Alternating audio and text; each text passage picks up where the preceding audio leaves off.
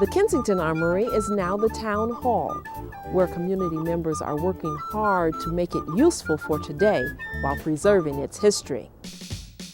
The Kensington Armory was built by the state in 1927. It demonstrates the typical armory design of that era. The exterior resembles a fortress with towers and parapets. The front of the building holds the head house, a two-story section that housed the Guard's administrative offices. Centered on the back of the head house is a tall one-story drill hall, which served as an indoor training site.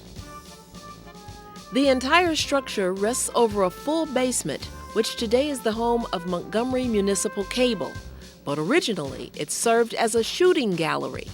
You can still see the bullet holes created by marksmanship practice. The Guard ceased using this building in the mid-1900s. Over the years, it has housed the fire department, the motor vehicle administration, and in the early 70s, it became the city's town hall. Since then, the community has been working to update this building, making it useful for today's needs while preserving its history. For example, two local women's clubs took an empty space and created this Victorian room to illustrate a typical parlor of the late 1800s. Architect James Latham has been advising the group from the beginning. The building is probably underutilized right now because of, in part because of the architecture. The lower level is severely underused because the spaces are not usable for the functions that a community would be looking for. So what the ultimate goal would be to see this as a very active place used as much as possible by the community. There are a whole lot of things that are planned. It's just a matter of having to move incrementally to that goal. Restoring historic architecture is a balancing act. Project needs, requirements, costs, and funding sources all must be weighed as plans are made. These windows are a good example.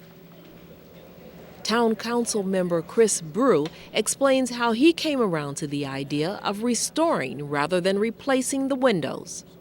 Frankly, with my contracting background and having renovated homes, I used to believe it was a whole lot easier to just simply take out the old and put in the new. And it really is. But you lose so much in the process.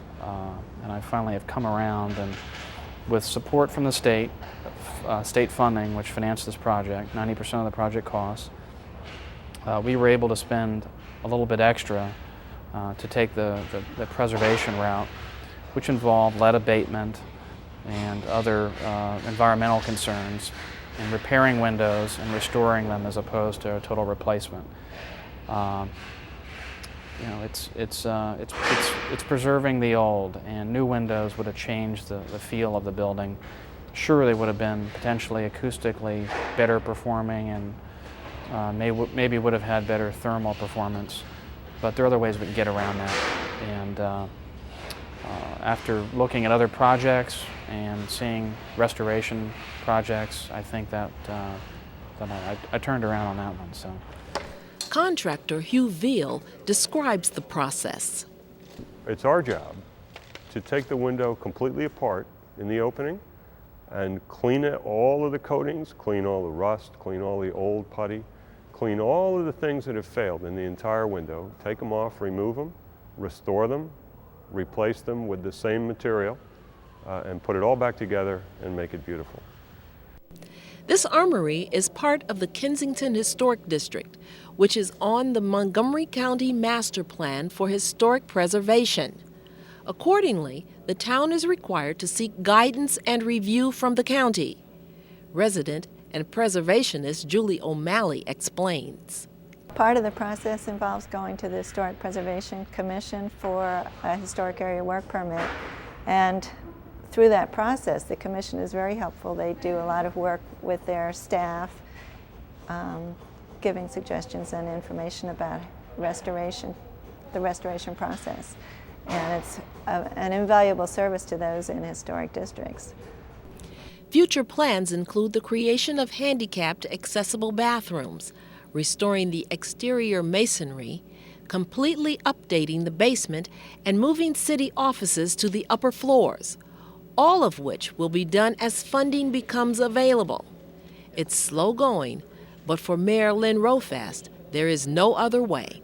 If you're a historian or if you are someone who is involved in preservation, there's no question that you preserve what you have. We have so little here in our country that's old enough to preserve. I believe you preserve everything that you can and revitalize it and use it for today's uses, but don't lose that history.